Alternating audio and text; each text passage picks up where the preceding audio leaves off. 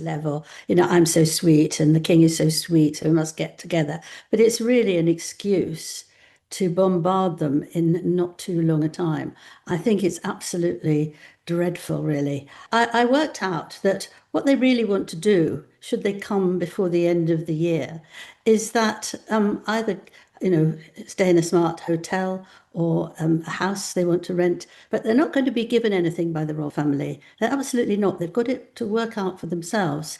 And what they will want to do is make the public love them, do things that Princess Catherine and Prince William were going to do, mess it up for the king and queen, because they don't have any rules and they can't be controlled. And I don't think King Charles will give them any money, because I don't think I think he's very kind, but he won't do that. He's fed up with them. And I think they'll just mess up the royal family. And if they can, take over, talking to charities and all that, Catherine and William might be doing, but they'll get there first. I think it's so dangerous, so dangerous. Angela Levin's latest rant has completely backfired, revealing not the flaws of Harry and Meghan, but her own envy, her obsession, and her inability to grasp what real independence actually looks like. Because while she sits comfortably behind a desk, recycling dusty royal fantasies and outdated narratives, Harry and Meghan are out there living the values she claims to defend. Not powered by the taxpayer, not cushioned by palace privilege, but built entirely on hard work, vision and love. And that, right there, is what the critics can't stand. So buckle in, because today we're going to unpack exactly how Angela Levin's latest meltdown exposed everything the establishment fears about Harry and Meghan, and why the couple's version of danger might actually be the monarchy's only shot at survival. Stay until the end, because the final part of this story shows how the Sussexes are already shaping the future of influence far beyond the reach of royal walls. If you believe in truth over tabloids, freedom over fear, and authenticity over illusion, hit that like button, subscribe, and support this community through super thanks. Angela Levin, the self-styled royal biographer, is back again, louder, pettier, and more predictable than ever. This time, she's decided to call Harry and Meghan's success scandalous, labelling their independence unroyal. Unroyal? Really? This is the same couple who gave up the palace paycheck to earn their own living. The same couple who traded comfort for courage and turned criticism into creation. While others depend on centuries-old privilege, Harry and Meghan are building their legacy through effort, talent and vision. They've signed global partnerships, produced award-nominated content, funded community programs, and supported humanitarian causes, all without taking a single penny from British taxpayers. So, what exactly is unroyal about using your platform to do good? The truth is, Levin and those like her can't stand that Harry and Meghan don't fit their script. They want royals who are silent, compliant and grateful for control.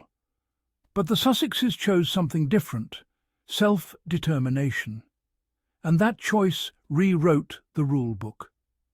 Every time the British press attacks Harry and Meghan, it's not really about what they've done, it's about what they represent. Levin's rants always carry the same undertone: fear. Fear that the monarchy is losing control of its image. Fear that the old ways are crumbling. Fear that the public is now connecting more with authenticity than with aristocracy. So when she calls them dangerous, it's not because they're harmful, it's because they're uncontrollable. They've proven that you can be royal and independent at the same time, and that terrifies a system built on obedience. The monarchy has always dictated who speaks, what's said, and when it's acceptable to speak. But Harry and Meghan broke that spell. They refused to play puppets to palace politics. They chose truth over tradition. And in doing so, they became the most influential couple the royal establishment never wanted, but desperately needs. Angela Levin loves calling them freelance royals, as if that's an insult. But let's redefine that term. Freelance means free. Free to act on their beliefs. Free to earn from their own work. Free to support causes without palace permission. That isn't shameful, it's revolutionary. Harry and Meghan have shown that royalty doesn't need to mean hierarchy, it can mean humanity. They've replaced old rituals with genuine engagement. While others wave from balconies, the Sussexes are on the ground meeting survivors, supporting mental health initiatives and empowering women across the world. They're not performing for applause, they're creating change. That's what scares people like Levin. Because if Harry and Meghan can thrive without the crown, what does that say about those still trapped by it? Harry and Meghan's influence comes from something the institution could never manufacture: authenticity. When Harry speaks about veterans, it's real, it's lived. When Meghan talks about women's rights, it comes from experience, not PR. Their words hit differently because they come from truth. And that truth is what makes them unstoppable. For years, the monarchy has relied on scripted charity appearances and rehearsed gestures of goodwill. But Harry and Meghan brought something genuine. They made service personal. They made compassion global. They made kindness powerful again. And every time they step forward, critics like Levin try to drag them back into the shadows. But it's too late. The Sussexes have already built a new standard one where influence isn't inherited, it's earned.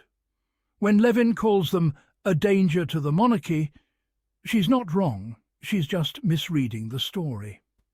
They are a danger, not to the monarchy's existence, but to its illusion. Because Harry and Meghan have proven that power doesn't come from a title, it comes from purpose. That relevance isn't passed down, it's built. That true influence lives in integrity, not in image. Every project they launch, every speech they give, every partnership they form chips away at the myth that royalty equals superiority. The establishment relies on control. The Sussexes rely on connection, and connection always wins. They've made the old guard look outdated, and that's why the tabloids can't stop talking about them. While the critics are stuck in gossip mode, Harry and Meghan are building a global legacy. Through Archewell Foundation, they're supporting communities around the world. Through Archewell Productions, they're creating documentaries that educate, inspire, and give voice to those unheard. Through partnerships with Netflix, Spotify, and global non-profits, they're shaping a new era of media with purpose. They've transformed the meaning of royalty from something inherited to something earned through service. And yes, they're making money doing it. Because in this new world, prosperity and purpose are not enemies, they're partners. The Sussexes are proof that you can create impact and stability without selling your soul to the tabloids or bowing to tradition. Meanwhile, their critics Angela Levin included keep shouting from the sidelines, hoping someone still cares about their bitterness. Harry and Meghan's story isn't just about two people, it's about evolution. They showed the world that walking away from toxicity doesn't mean giving up, it means choosing peace. They proved that it's possible to rewrite your narrative even when the whole system wants to keep you silent. They've inspired millions to question old power structures and stand up for their own truth. That's why so many connect with them. Not because they're perfect, but because they're real. And that's something the establishment can't replicate, no matter how hard it tries.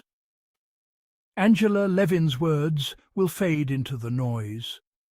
But the legacy Harry and Meghan are building, that's forever.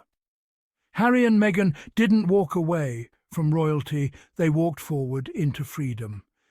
They turned pain into purpose, scrutiny into strength, and independence into influence. Their journey isn't one of rebellion, it's one of renewal. And if the monarchy wants to survive another century, it might need to learn from the very two people it once pushed out. Because Harry and Meghan have already shown the blueprint for the future: compassion, equality, and courage. They aren't dangerous, they're different. They aren't rebels, they're real. And no title, no tabloid, and no bitter commentator can take that away. So, to anyone still clinging to the old fairy tale, here's the truth. Harry and Meghan's independence didn't end their story, it began it. If you believe in truth, compassion and evolution, hit like, subscribe, and help keep their real story alive. Here, we don't echo the palace, we speak the truth. And the truth is simple: Harry and Meghan aren't surviving. They're thriving.